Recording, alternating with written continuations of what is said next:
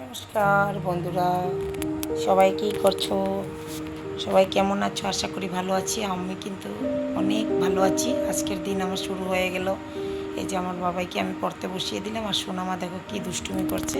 সারা ঘরের নোংরা খেলার জিনিস সব ছড়িয়ে ছটিয়ে রেখে এরকমই খেলেও, আর করারও কিছু নেই, ঘরে কেউ নাই। যদি ও যেভাবে থাকে আমিও ওকে কিছু বলি না। আর কী করবো বলো, একা হাতে কাজ, ওকে যদি কিছু বলি ও খেপে গেলে আর কেমনে কাজ হবে।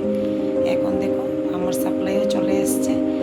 আর যখন সাপ্লাই ছিল না জানো, মানুষ কিন্তু অভ্যাসের দাস। যখন সাপ্লাই ছিল না হাতে কল চেপে কাজ করতাম। তার আগে যখন মোটর ছিল তখন সব কাজ হয়ে যেত, কিন্তু এখন সাপ্লাইয়ের ভরসায় কিন্তু বসে থাকি। কাজ সব হয়ে গেছে, এখন করতে হবে। এর মধ্যে আমি রান্না সেরে নিয়েছি। রান্না বলতে এই যে ডিমের অমলেট করেছি আর সিদ্ধ ভাত করে ছেলে মেয়ে ওদেরকে স্নান করিয়ে খাইয়ে দিচ্ছি। ছেলেকে খাইয়ে দিই, কেননা এই 8:30 9টায় খেয়ে যাবে।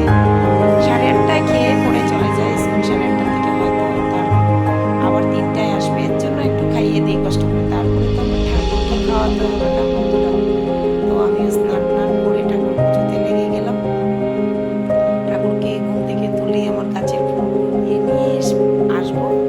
দেখাচ্ছি, দাঁড়াও, ফুল নিয়ে আসছি বন্ধুরা, পাশে থেকে ফুল নিয়ে এসেছি একদম। এই যে দেখো, এগুলো আমার সব গাছের ফুল।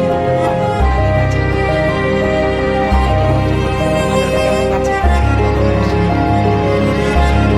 এবার ঠাকুর দেওয়া শেষ, আমার খাওয়ানোর টাইম।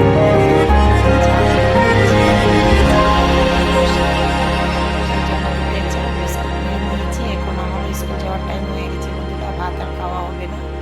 আজকে এই চা খেয়ে স্কুলে চলে এসেছি। তো স্কুলে এসে সবাই, আমার সহায়িকাও বসে আছে, সহকর্মী এরাও বসে আছে সবাই। তো আমিও চলে এসেছি। এসে দেখো আমি ভাবলাম একটু ক্লাস করানোর পরে একটু ক্যামেরা করে নিয়েছি বন্ধুদের সাথে শেয়ার করার জন্য।